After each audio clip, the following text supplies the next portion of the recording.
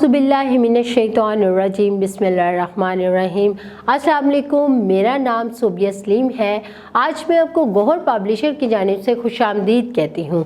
हमारा मोटो है redefining the geography of education through digital resources for conceptual learning.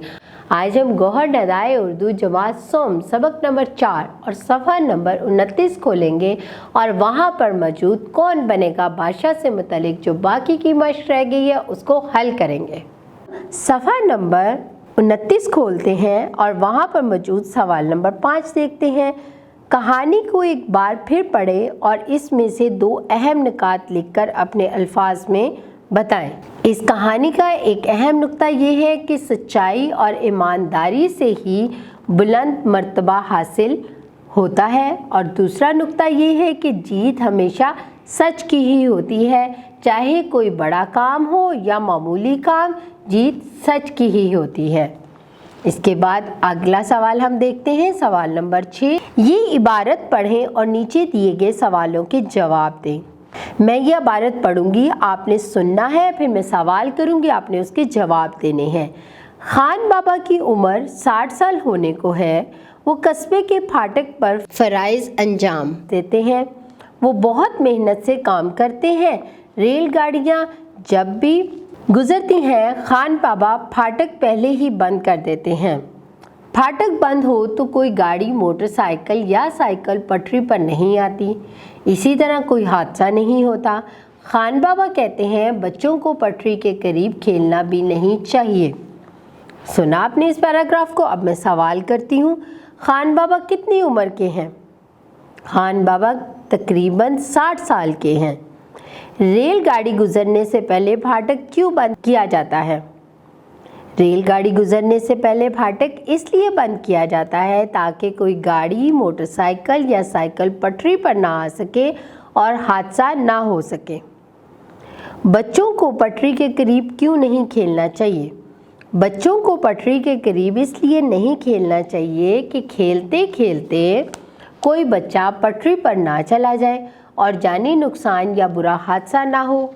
ज़बान शनासी, सवाल नंबर 7। जुमले बनाकर तज़कीर व तानीस का फ़र्क वाज़िया करें। जैसे मेरा बस्ता गुम हो गया है, ये किताब मेरी है। बहन, मुर्गी, अम्मी, खाला, मियाँ, भाई, मुर्गा, अब्बू, खालू, बीवी, इनके जुमले बनाएं। बहन, मेरी बहन बहुत अच्छी है।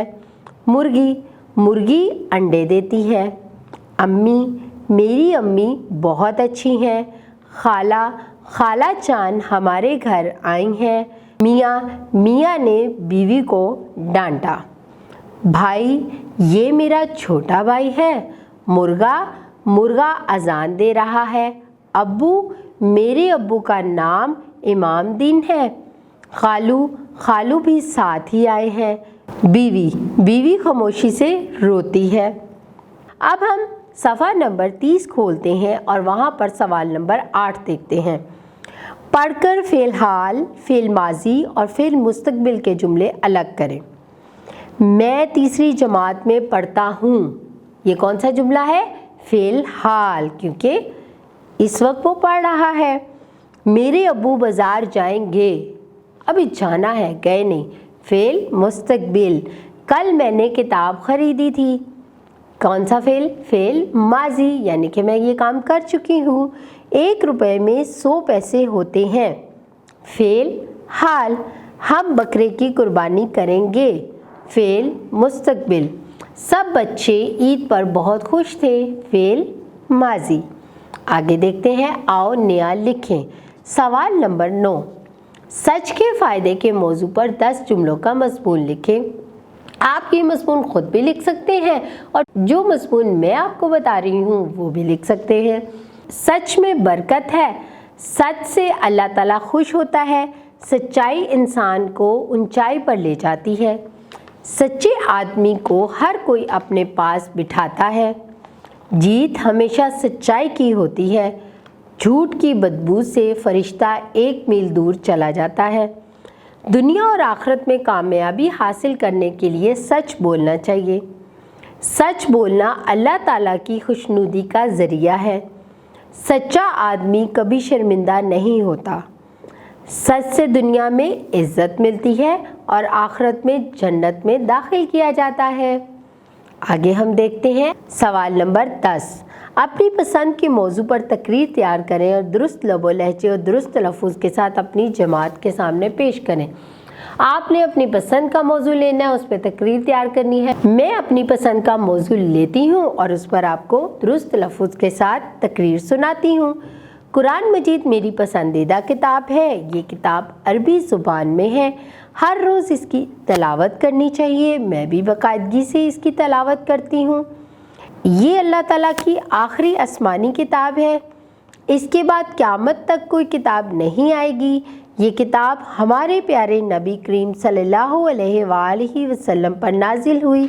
इसकी हिफाजत का ज़िम्मा ख़ुद अल्लाह ताला ने अपने ज़िम्मे लिया। इसमें ज़िंदगी के हर मसले का हल मौजूद है।